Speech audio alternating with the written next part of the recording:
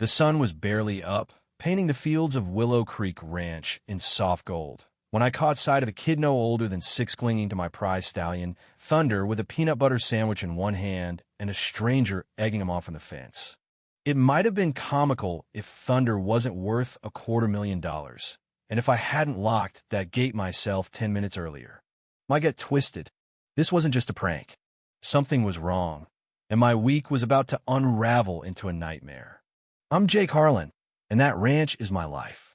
Every morning, I'd walk out to find Thunder waiting for his apple slice, his mane catching the dawn light. But that day, he was gone. So were Daisy and Storm, my other horses. No hoofbeats, no snorts, just silence. My boots hit the dirt, heart pounding as I jogged the fence line, praying they'd wander to the lower paddock. Then I saw it, hoofprints trailing through an open gate, the lock dangling like someone had picked it with care. That gate was always locked. Always. I rounded the barn, and there he was, the kid, wobbling on Thunder, who's known to buck at a wrong glance. A woman in yoga pants and a floppy hat was filming, giggling like this was a county fair. "Hey!"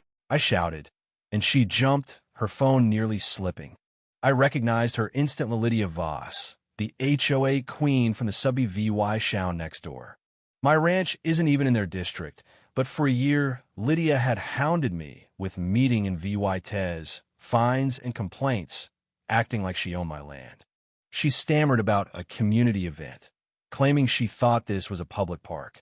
I pointed at the private property signs, the electric fence, the barns. "Parks don't have these," I said, voice tight. She waved at a couple by the hay shed feeding apples to Daisy and Storm, saying it's good for them to socialize. I wanted to explode. Instead, I told the kid to get down. He did, and Thunder trotted off, spooked. The footprints by the gate weren't a child's, they were adult-sized, deliberate. Someone had led my horses out. Lydia kept babbling about pamphlets for her next event. I cut her off, low and cold. "Leave." She grabbed the kid, still filming, and left. I followed the tracks to the woods, where the barbed fence was neatly unhooked, almost surgical. My stomach dropped. Beyond that fence was a steep drop. One wrong step could kill a horse. A distant whinny sent me running, briars tearing at my jeans. 20 minutes later, I found them by a spring, thirsty and shaken. Thunder had a gash on his leg, Storm was limping, and Daisy's eyes were wild. I calmed them with sugar cubes, whispering like my dad taught me, but the voices I heard next made my blood boil. 2 teens with cameras bragged about the ranch tour Lydia charged Dula 24.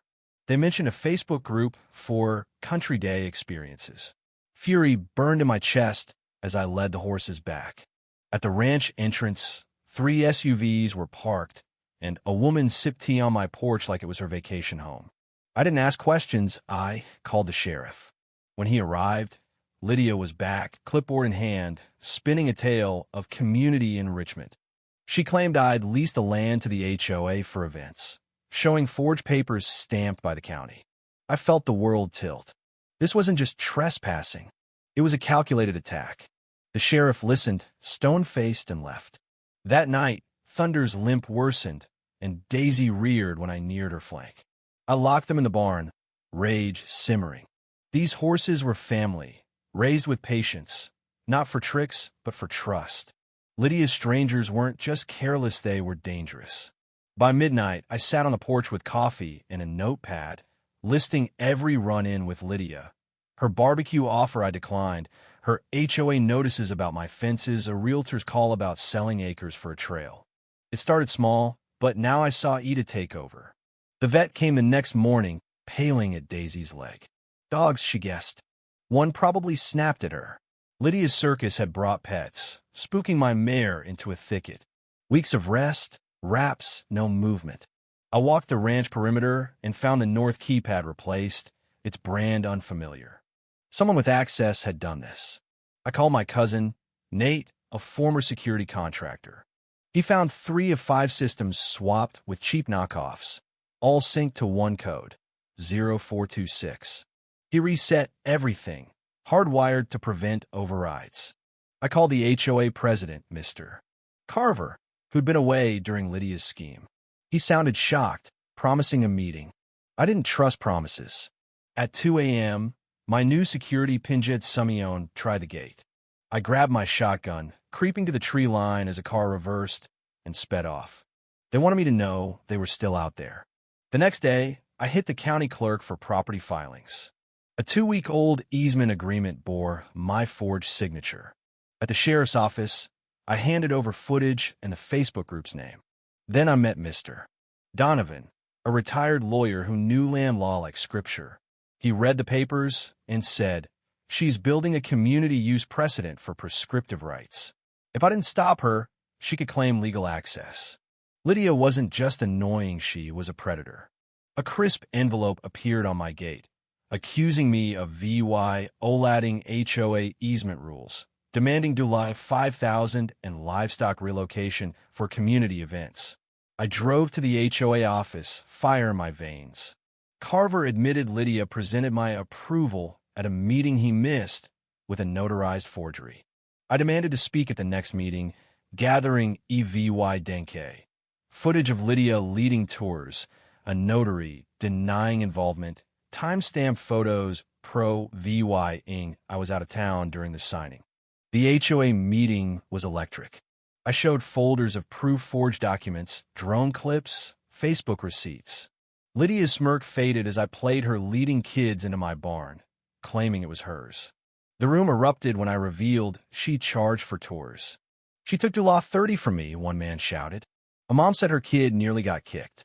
Carver suspended Lydia unanimously. She hissed, "This isn't over," storming out. 2 days later, Wayne, the ex-HOA president, met me at a diner. He slid over a folder showing Lydia's plan. Emails plotting jurisdictional expansions, fake complaints to oust him, developer talks for rustic zones. My ranch was her prize. I noticed her subtle encroachments, HOA, benches, vague signs. A surveyor, Mr. Tate, confirmed boundary markers moved. At the county, a clerk admitted Lydia filed updated surveys. Donovan called it title fraud, drafting cease and desists and subpoenas.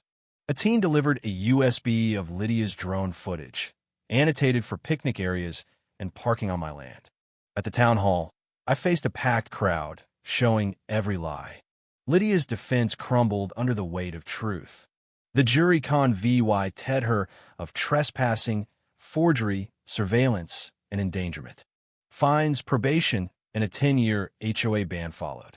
My ranch was designated a protected historical site, untouchable forever. One night, Lydia broke into my barn, caught on camera prying a cabinet. She ran, but the footage led to her arrest. Her house sold weeks later, her reign over. At a ranch cookout, neighbors laughed under a Freedom Rodeo banner. The land was mine, always would be. Lydia came with lies. I fought with truth. Some lines can't be crossed. What would you do if someone tried to steal your land with a smile? Was I too harsh? Or did Lydia deserve worse? Should HOAs have this much power? Drop your thoughts, like, and subscribe for more stories where truth fights back.